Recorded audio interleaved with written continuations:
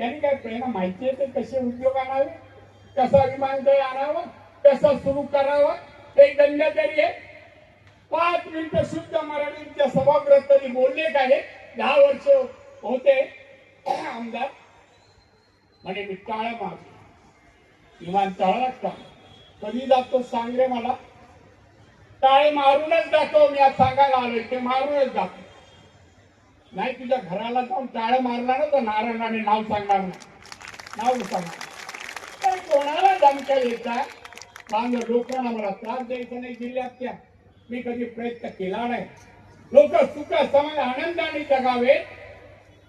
सुख म्हणजे काय त्यांना कळावं.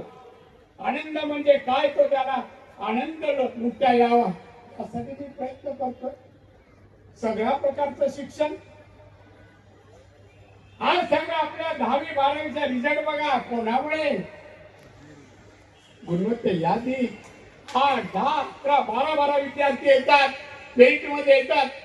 कशामुळे जिल्ह्यातून जाताना लोक विचारतात हे कोणाचा जिल्हा.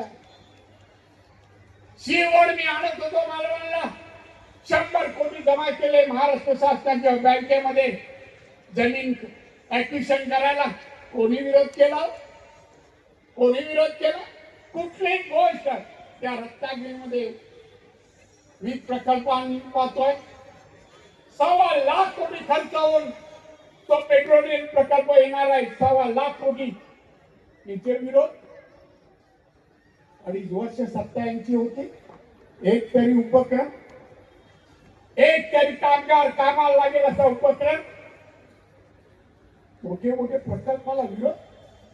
तोडपाणी का तोडपाणी का